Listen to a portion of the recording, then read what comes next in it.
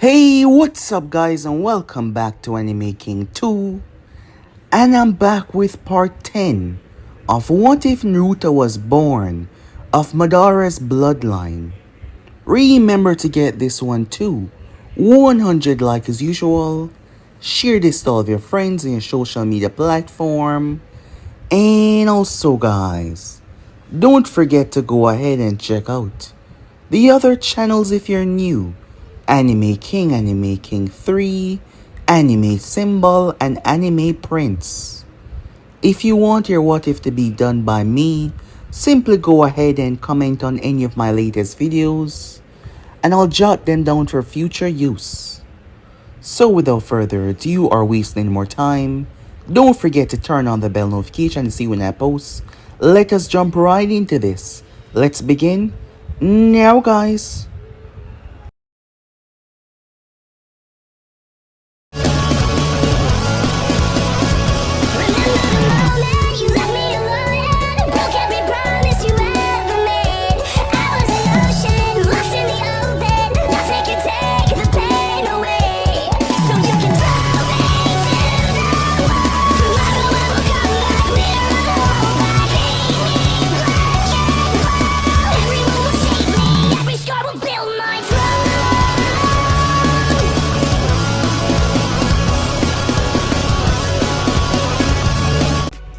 So the last part that we left off, we got a glimpse into the past, allowing us to understand how things ended up this way. When it came to Gaara, as Naruto was able to get in and out of the Sand Village without much of a problem at all. He met Gaara when Gaara was much younger, still seen as a pariah, still seen as a monster in everyone else's eyes. However, Naruto came to him as a salvation, as a savior.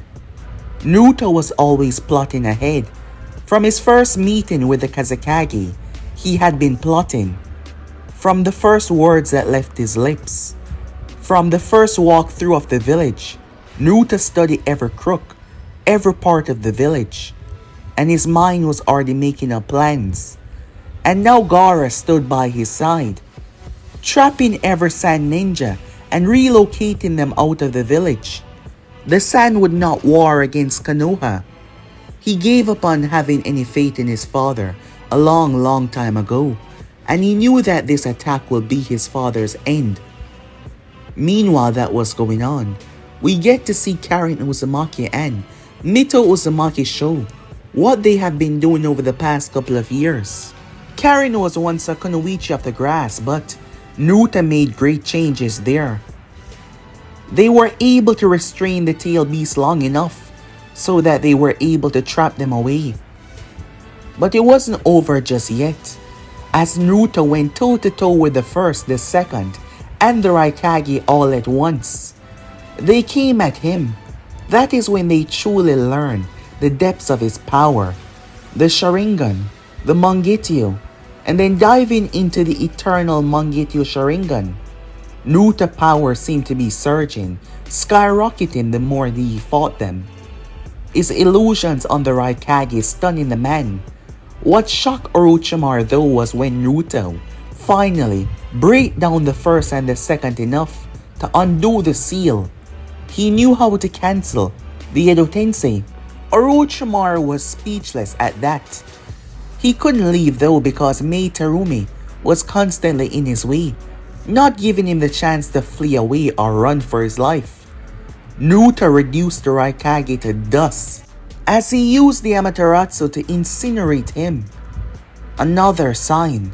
Naruto had already told them that it would be best that he spoke to their successors if they continued down this path, but none of them listened. It was first the Kazekage and now the Raikage. That is when Naruto decided to end it all.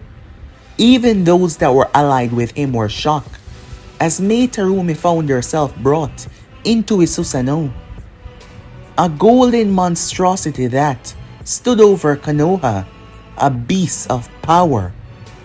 Floating wings that block out the sun for that great part of the village. It shouted with Naruto's voice, It sounded like a monster, a growl from the depths of hell itself. Everyone was frozen. The remaining ninjas from their villages fled, running for their life, realizing that this wasn't a threat they could handle. If they stay, they all would be exterminated, so they proceeded to flee the village immediately. With that said and done, the people all looked up in shock and awe. Allies or enemies? Still unable to believe that he possessed that amount of power. The invasion came to an end. Minimal losses on Konoha's side. The enemy came in to sweep through, but instead, they got packed up. We then saw the hooded man as a masked man emerge, having witnessed all of that. He called Naruto a threat, but the hooded man seemed to have no problem with that, reminding him who he is, reminding him what he's capable of. The hooded man seemed to be proud of Naruto's growing strength though. As time passed by, news spread across the elemental nation. Word was sent personally to Oniki by Naruto for his assistance, Mei Terumi, all of his allies. However, things were just getting started. Perhaps it was a show of power, a sign of absolute dominance, but every person within the land of lightning and Kumo was sweating right now as Naruto arrived, floated within his Susanoo. And there was others there as well. This was bad. Extremely so. So yeah guys, basically last part left off, you guys can switch across and play check it out for yourself. So we jump right into this brand new episode. Let's begin now guys. Kumo had never felt this heavy before. Not with rain, but silence. The mountain village. It felt so small. The Raikage was dead. Their forces were shattered. Their Jinchuriki was captured. Worse yet, they had seen it. They who trample upon Konoha had witnessed it. The monstrosity that was summoned with a power call. The monstrosity that spoke, that shook the very heavens. The power that could decimate villages. And when the heavens parted, when the clouds blew away, and they saw it descending from the sky, they froze. But the one leading the charge, his weapon, gun base strapped to his back, was he here to talk, or was he here to commit genocide upon them all? But he wasn't alone. Tenma Hyuga, once a pawn of the branch house, now free and proud, one of Naruto's main advisors. His eyes steely and carrying a lot of weight as he stood by Naruto's left. Shikaku Nara, standing by Naruto's right, is mine, a steel trap for all. There was no wasted words. There was no wasted breath. He was here to dismantle arguments before they could even rise from their throat. Behind them was Anvus, Uchihas, Hyugas. They were all in small quantity, but don't let that fool you on their quality. Also bound was the 8 and 2-tailed Jinchuriki hosts. Their return and survival was not weakest. It was the clearest message that Naruto was sending. He killed, but he spear when it suited him. And that is when the council of Kumo, as they arrive on the scene, being the head, being the control, the grip of the village right now, because their leader had fallen in battle. The council was just a handful of senior figures that was still clinging to authority due to the way the Raikage had run this village. Their names were simple, but they did carry the weight of long existing families and armies passed down after generations. Daichi, an elder statesman, gray hair, his voice like rubble. He had done his best to keep order and everything in check since the Raikage had fallen in battle. Renji, past war, past scars, as his left eye was still wrapped up in bandages. Hana, trade minister, her eyes showing the lack of sleep that she received in the last couple of days since the broken army of Kumo had returned after their failed invasion.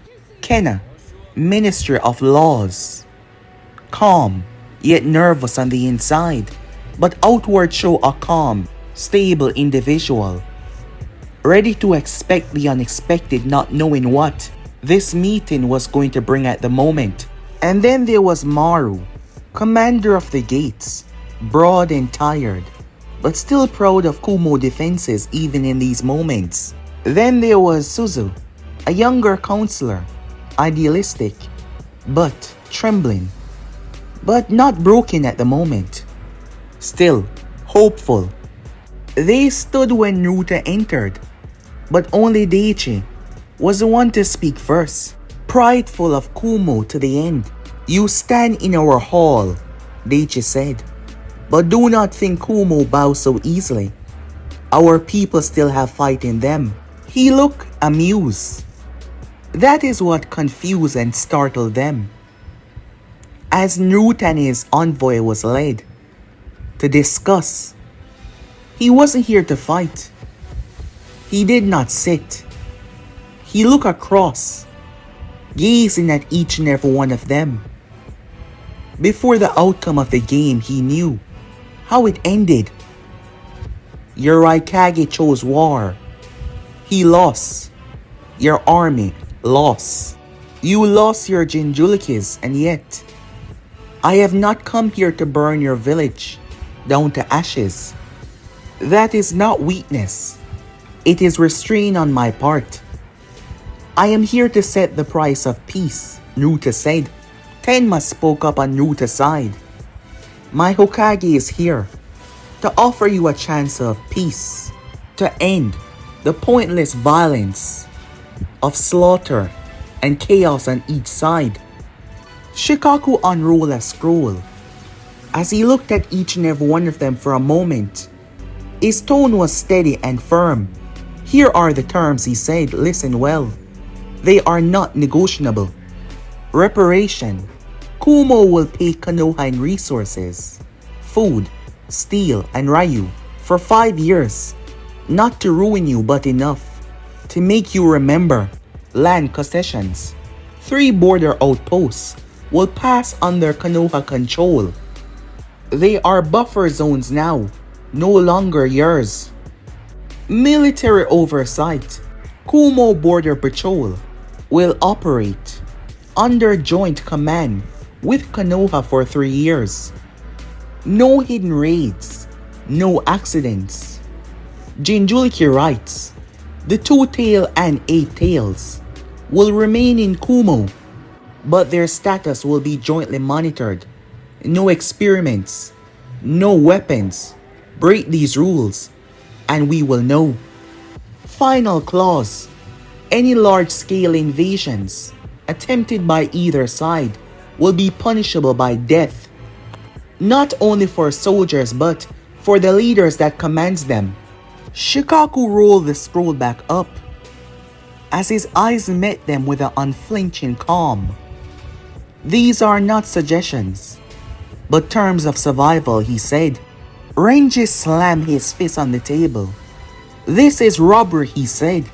You killed our Raikage, slaughtered our shinobis, and now you ask us to hand you land like we are children. As they felt it, within that moment, Naruto seemed calm, but he was clearly not. I killed your Raikage because he tried to burn my home.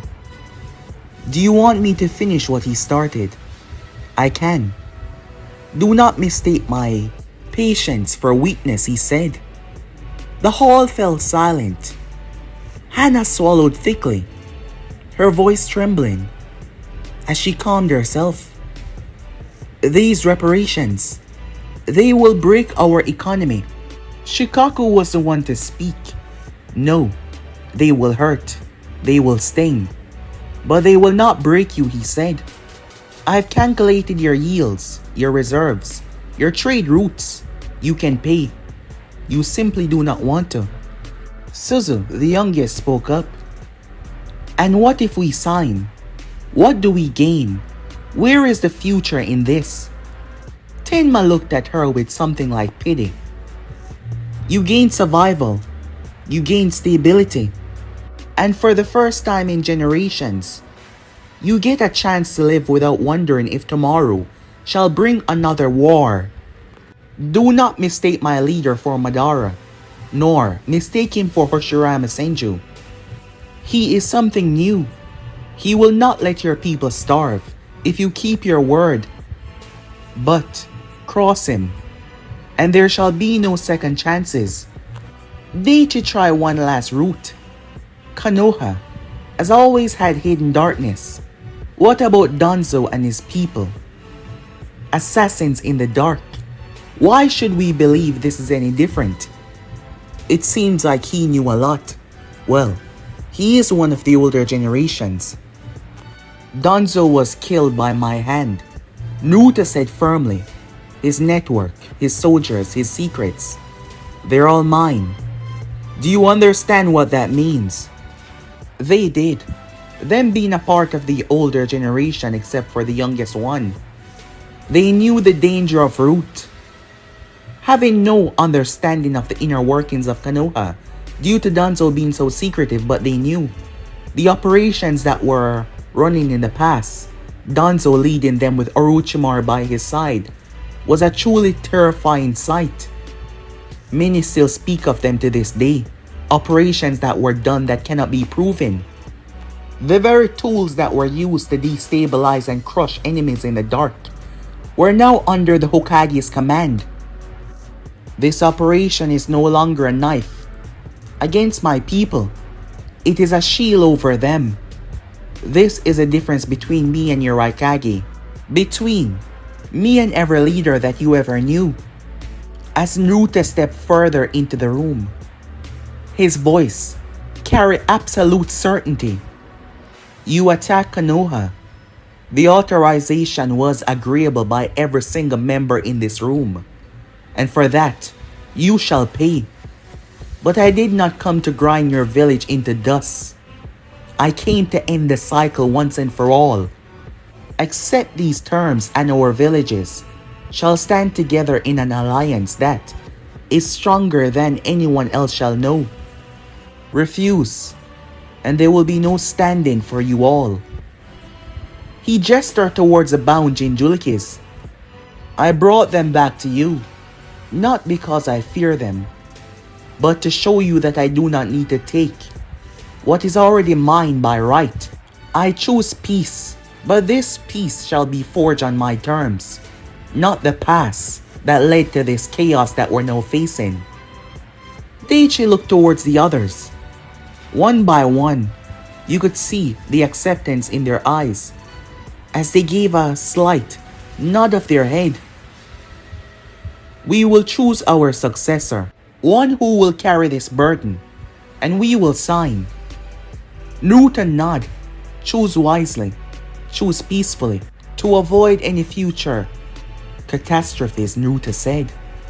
With that, him and his people left, walking back through the village, all eyes on them.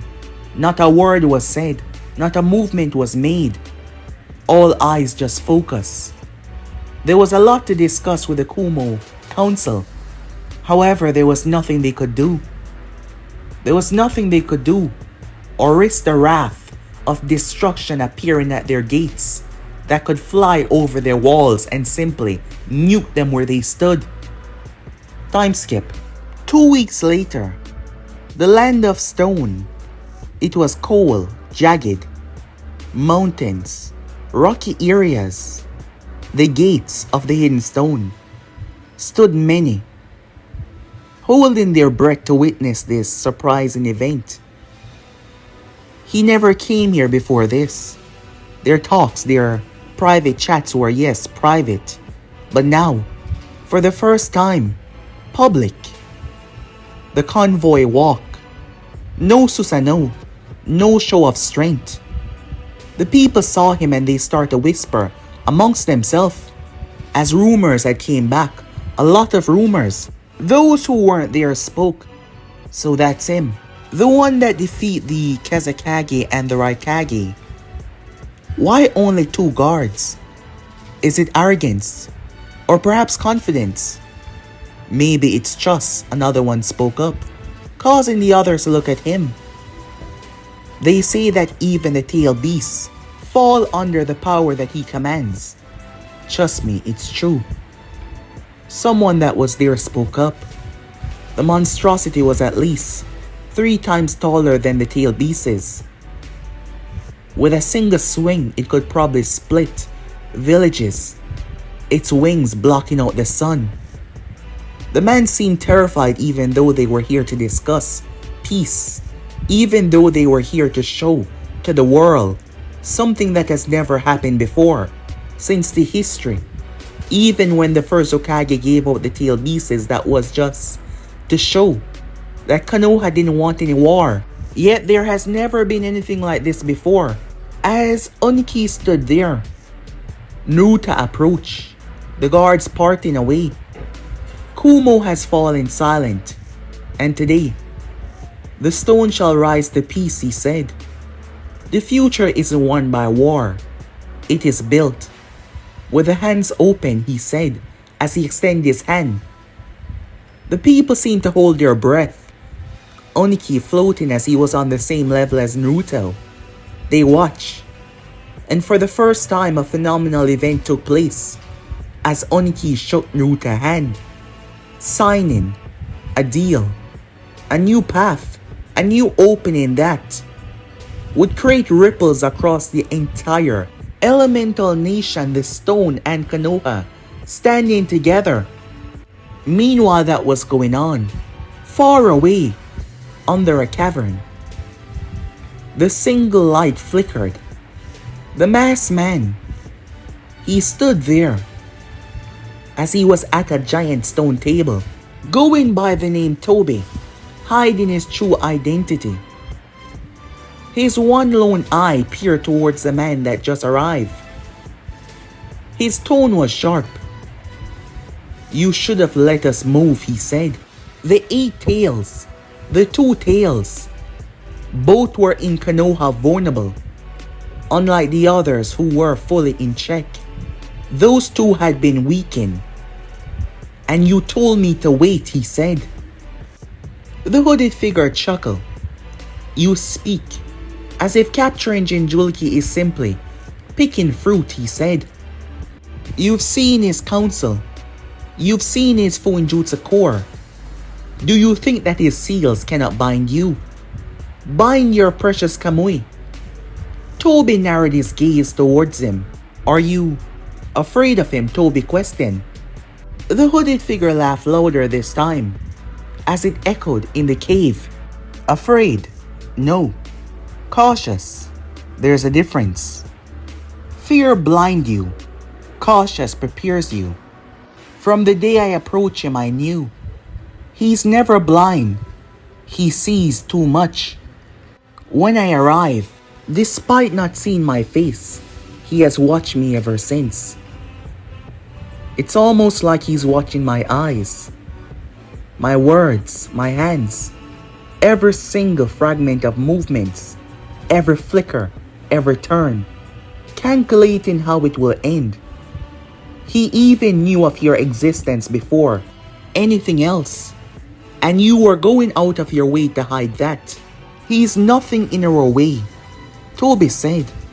He's a simple person that is leading, nothing more, nothing else. Simple, the hooded figure whispered. Then answer me this. If he's so simple, why do you hesitate? Why do you speak of missed opportunities? If he's that simple, it shouldn't be a bother then, when we go after the tail beasts. He was met with silence. The hooded figure went on. He smiled at peace. He speak of genocide like it is a weather. He speak of massacre like it is poetry. Do you not see? He's not building Konoha future. He's preparing his eternity. Every move on the chessboard is something that he wants to control. something that he wants to guide. Toby turned his head as if he was uneasy by what he just heard. In the end, he said, none of it matters. The Jinchuriki will be ours. The plan will succeed. Yes, in the end, the tail beasts will be ours. Mark my words. But if we are careless, the end you speak of, it won't be ours to claim, but it will be his. As they discussed their future and their plans, time passed by. Naruto ventured towards Kiri, one of their closest allies that many did not even found themselves aware of. His visit to the sand a week ago went as about you would expect it. It was Gar. Gar, Naruto stand with the young boy, the child that was able to put everyone in their place for them to understand why he will be taking over, why he will be leading. It was only because of him why they weren't suffering a similar fate to what Kumo was suffering right now. His very step within the land caused many to quake, understanding that elimination was possible by his hands. Time skip. It was Kiri at night time. As the mist rolled heavy over the silent canals of Kiri, as the moonlight shined over the darkness, preserving the quantity and beauty of the village. It's been a long time since this peace at last. Before this, there was so much chaos, so much destruction, so much pain. No one could walk the streets at night. There was always some kind of skirmish from both sides. But now, look at it. Peaceful, calm, protected. There was a lone figure that walked the stone bridge towards the Mizukage Tower. No guards, no escorts. Naruto Uchiha came, as he always did. Untouchable, unchallenged. Behind him were two root ninjas, hidden within the shadows, but they did not step by the gates. He was invited. The doors opened, and there she was. The beautiful, stunning Mei Terumi. She was already smiling, seeming to be half amusement, half curiosity. Lord Hokage, she said smoothly, as she bowed with a grace of respect and playfulness. You walk into a foreign Kage's village, without any army, without any shield. Either you're fearless or foolish, she said to him. Or perhaps, I simply trust the Mizukage to keep me safe within her home. I am your guest. I should be protected, he said. Her smile deepened, cheerful, that almost sounded like flirting back. She said to him. Moments later, within a more private settings, as they sat across from one another within her private chamber, a table between them, she was the one that poured. As her movements were slow, graceful, almost sensuant. Two alliances, she said, raising her glass. To the future, said Naruto. Their glass clinked against one another as they drank. Moments of silence hung in the air, but it was not awkward, but it was charged. Her gaze, lingering, watching him carefully. You've brought prosperity to not only your people but mine as well. Trade routes open, resources flowing. My village was thriving in your village shadow, but now the light has exposed us all, our connection. Naruto set his glass down. Well, a shadow can protect or consume. Which is it do you think I intend? That depends, she said, placing her glass down as well. Do you mean to protect my village or me? The question hung in the air. It was the wordplay as they spoke of shipping routes, timber and ore, yet it always drifted back to a personal sense. As Mei spoke, Strong foundations matter. Without them, even the most beautiful structures collapse. However, Naruto follow. Foundations are built by hands. The whole weight together, he said. As May continue.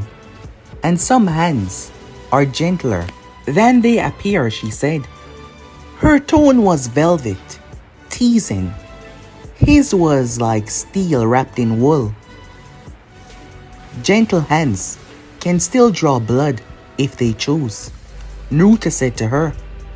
She laughed softly as she crossed her legs deliberately. The gesture was impossible to ignore, especially with her leaning back. And do you wish to draw mine, she said. He met her gaze directly. No, I chose to keep it beating, he said. For a heartbeat, the air between them was no longer political. It was alive. Something else. The mood had shifted. Their words tied on into others, mixing and turning. As the second bottle of wine emptied into their glass, their words became even more heated. They call you ruthless, that your heart is as cold as your Susanoo steel. But I've only seen generosity. When you don't have to give it, you gave it. His eyes were studying her.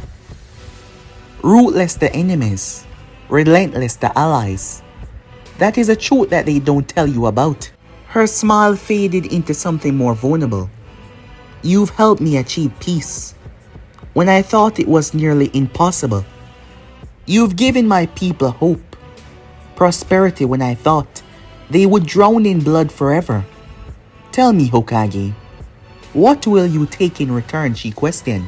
Naruto's gaze seemed to sweep all over her. Quiet he was for a moment, their eyes connecting even more. Not your land, not your resources, what I want. Their eyes locked together. Cannot be taken, only given, he said. And if I gave it, she said. She was quiet as she spoke, the words leaving her lips like a whisper. He leaned forward. Then I would never let it go, he said, as she proceeded to lean closer as well. It seems like hours were passing within a second, like time didn't exist as they leaned, their lips finally making contact, coming together. Her hand slid along his jaw, his fingers tracing the curves along her waist. The glass between them tipped, spilling wine across the table, but they did not notice, nor do they seem to care in the slightest. Diplomacy, control, were through the window as arms roam, grabbing, tearing, pulling, yearning, lusting. The night was spent in a wonderful sense of bliss between the two. Time skip. Time passed by, weeks turned into months, and months turned into years. Naruto control has only grown more. The San elected their Kazekage some time ago. Gaara, hailing from the San as their leader. Mito had become the liaison between the villages. Out of all the members of Team Hokage, she and Gaara had connected greatly. When they first met, given the fact that Gaara met her a long time ago, without his village even knowing that, everything that was going on, his brother and sister was happy to see the new Gaara, happy to see the change. No longer trying to threaten to kill them every time. They were happy for this change. The San was in good condition. Surprisingly, even Kumo. Several people had been captured. Several of them had been captured by Konoha. The one that was released back to his home was Darui. Darui was the one that was given the command. He was Raikage's right-hand man. It was a public thing. He was damaged during the attack on Konoha, but Darui was never killed. just restrained, along with several others, including Orochimaru's people as well. Over the past 3 years, Orochimaru bases were found, one after another. A lot of people were released, people from all nations allowed to go back home. But it's gonna be a lot to help them overcome the trauma that they've been through. His bases were squashed. It is said that the sound was now under Konoha control, the daimyo bowing to the Hokage of the village. It is said that he was well aware of what Orochimaru was doing. It was penance on his part, paying for his crimes, given the way Konoha was marching through the lands. But it wasn't only Konoha that benefit, all of their allies. So much more trade routes were open. It was still fresh. In the beginning, Stone and Konoha ninjas passing through the same trade route. Many of them were feeling not too well about the idea of grouping with one another. But their leaders stand firm. Their leaders believe in unity, in growth. And that is exactly what happened. Same for Kumo as well. Without any hate, with a connection that they possess with Konoha at the moment, showing that they were willing to work with them. It brought them greatness. Shikaku was right. While it will strain them, due to their connection with Konoha allowing them to pass through the same trade routes, they were getting businesses from all over. Well, this was helping them as they were still paying Konoha for their mistakes, a mistake that they will never try to make again, otherwise it would lead to something much worse. As for Team Hokage, in the past 3 years, they've risen to great heights.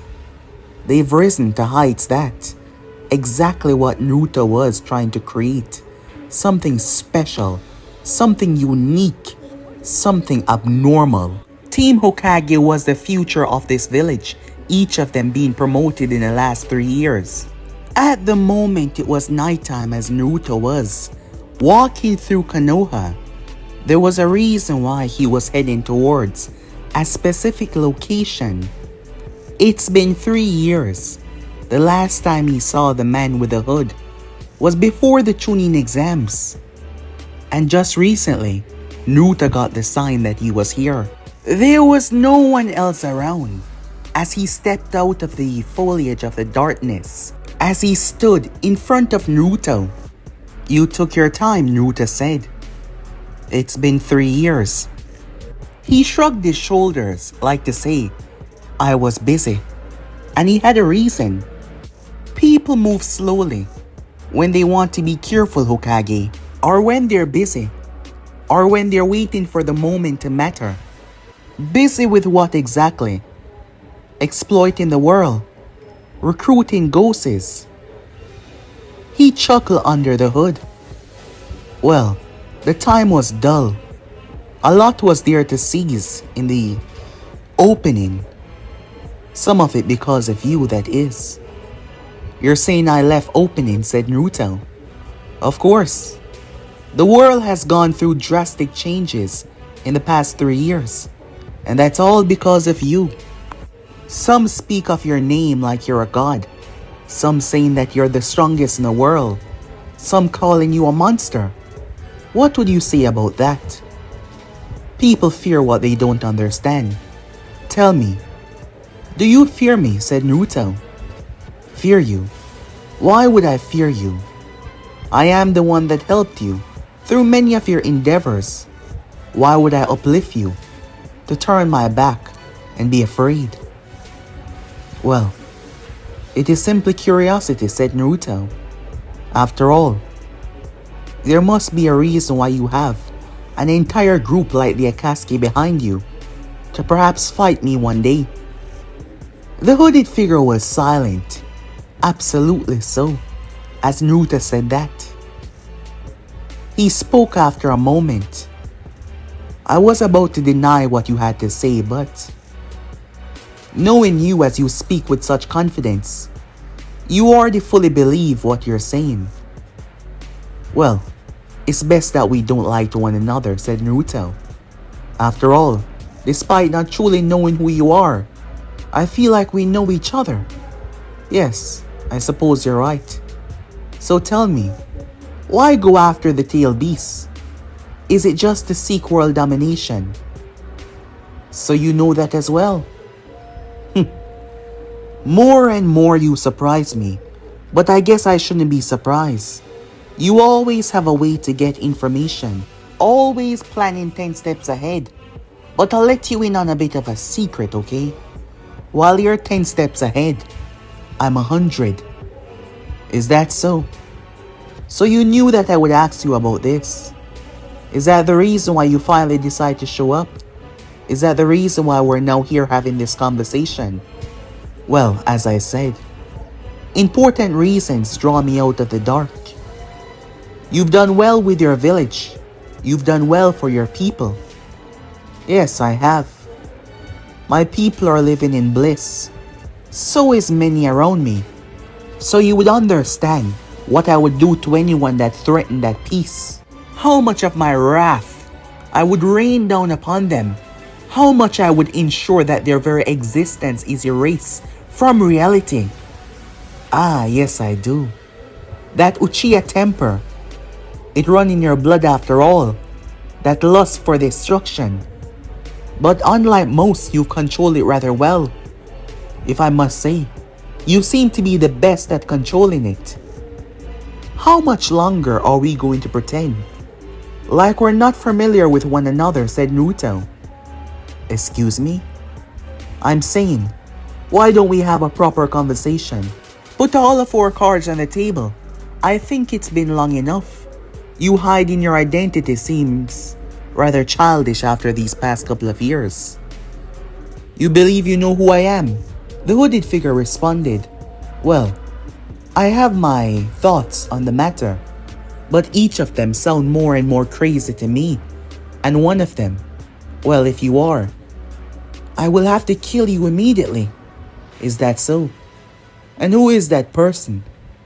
Why don't you remove the hood and we can discuss that? You know, I was planning on dragging this out. I was planning on keeping my identity for a very long time, he said. He took a step and he was gone. The next moment he stood behind Naruto. But Naruto was relaxed, calm. I figure that it's time that you know who I am. It's time that you understand that the board is not as you see it. And how is the board then? Naruto questioned. It's in the wrong direction that you're playing. You've managed to corner a little spot of it, but the whole thing is much, much greater, Naruto, he said. You speak my name with such knowing and understanding. Do I have to kill you tonight? Well, if you think I am who you think I am to kill me, you should go ahead and try. Well, I would not risk fighting you in my village. Not to say I could not, and end your life. But I'll give you the doubt. I'll give you the courtesy for helping me all these years. So let us finally have a proper conversation. I suppose you're right. Why not? I've been meaning to see your face, and for you to see mine. After all, with this hood, I cannot truly see you now, can I? Is that so? Then show me who you are. Naruto stepped forward so calmly as the man reached up and slowly start to pull the hood up. The illusion that was there, that strange darkness started to slowly seep away as his face was being revealed. But guys, be in subscribe right here. If you want to see the next part, you already know what to do. Like, subscribe, comment down below, and turn on that bell notifications they posted. But I'm out for now. See you guys soon. Peace.